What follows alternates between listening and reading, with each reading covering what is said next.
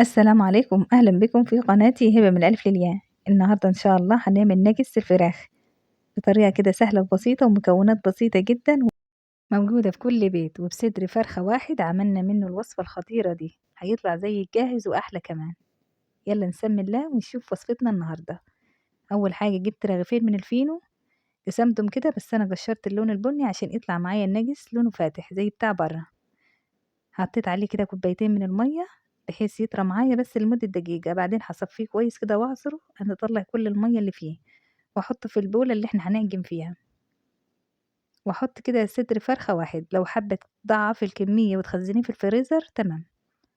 نجيب بقى كيس من الفيجيتار أو ممكن كوباية صغيرة من البقسماط الناعم المتواجد عندِك، يا كيس فيجيتار يا بقسماط ناعم، وحطيت عليه بهارات ملح وفلفل وشطة حمرا لو حابة، وحطيت معلقة من البهارات بتاعة الفراخ اللي إحنا عملناها مع بعض.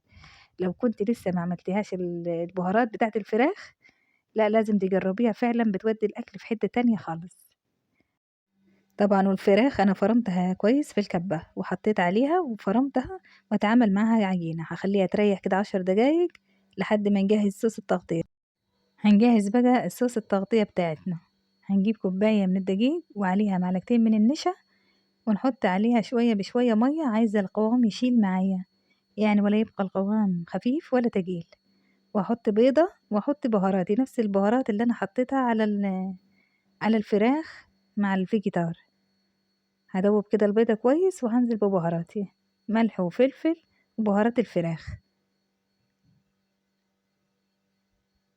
بعد ما ضبطت القوام خلّيته قوام كده مضبوط، جبت كوباية من البقسماط الناعم فرمته، ممكن تحطي كمان عليه معلقتين فيجيتار.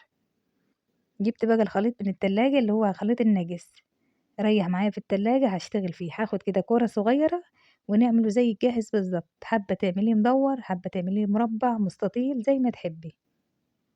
هاشكّله كده هاحاول أعمله زي الجاهز بالضبط وأحطه في الخليط وأطلّع على طول أصفّي بشوكة وأطلّع على طول في البقسماط، هاغطّيه وأسند في طبق جنبي، هاعمل كلّه بالشكل ده. لو حابة تضاعفي الكمية وتخزّنيه في الفريزر في الوقت ده بعد ما تحطيه في التغطية وفي البقسماط وتحطيه في الفريزر هيتجمّد وتلمّيهم كلّهم في كيس واحد، وقت ما تكوني حابة تعملي تطلّعي على طول على الجَلي، ده لو كنتِ حابة تخزّنيه. وبكده خلّصنا كل الكمية، شايفين ما شاء الله عمل لي كمية محترمة من وجبة كاملة متكاملة من صدر فرخة واحد بس، حاجة كده خطيرة أتمنى إن أنتم تجربوه إن شاء الله هيعجبكم.